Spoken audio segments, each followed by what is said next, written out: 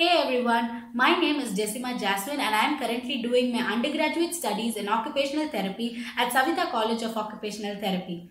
As it is a very important period in our profession, which is the Utti month beginning from 27 October to 26 November 2020, I would like to emphasize on the topic autism, especially in girls today. So what is autism? Autism is a developmental disorder which hinders the person to communicate freely in the environment or in the society.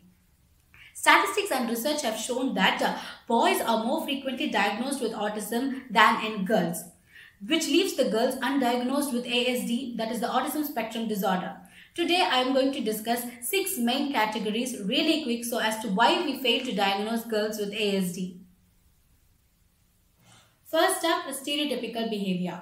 What is stereotypical behavior? Stereotypical behavior is repetitive invariant behavioral patterns which is often considered as abnormal. The reason why girls' stereotypical behavior is considered less abnormal than boys is because their actions are less dramatic and no self-harm is involved. Whereas in boys, they are seen involving in activities such as head banging, whereas girls are just seen twirling, chewing or biting off their hair. If you are seeing a girl with ASD and asking her to stop doing such activities, you might immediately see a distress in their face or in their expressions. That is when you need to start investigating further. Second up is social skills and communication. Girls are more often seen hiding, mimicking and camouflaging their emotions within themselves when compared to boys. Even if they feel that they are struggling inside, they make sure that nobody around them finds it out. Thirdly, it is execution and planning. If you notice deeply, girls with ASD cannot bring it back on track if they have lost in between. For example, an assignment is due the next day, is still left uncompleted, ends up with silly, unrealistic excuses. Another example would be of a woman who has not completed her household chores and the house is a mess and she cannot get back on track. Moving on, the fourth category is special interests. If you notice girls with ASD, you would see them gather up as much as information possible on socially acceptable interests such as TV shows that even if you ask a simple question, you would end up listening to what and all they know about that topic.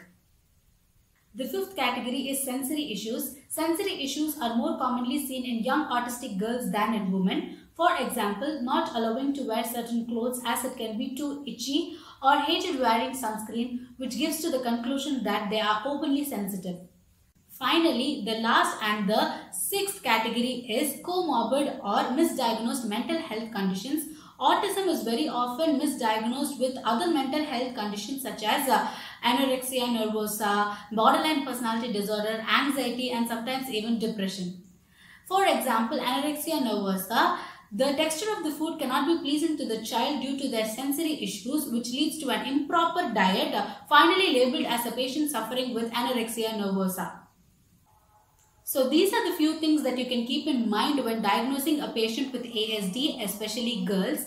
The role of an occupational therapist in treating a patient suffering with autism is very important as they help them do their daily living tasks such as brushing their teeth, toilet training, etc., fine motor and gross motor skills development, self-help, coping skills, problem-solving skills, etc. Finally, I would like to conclude by saying be aware and let others know that you are aware by telling them what you know. I hope this was very informative. Thank you.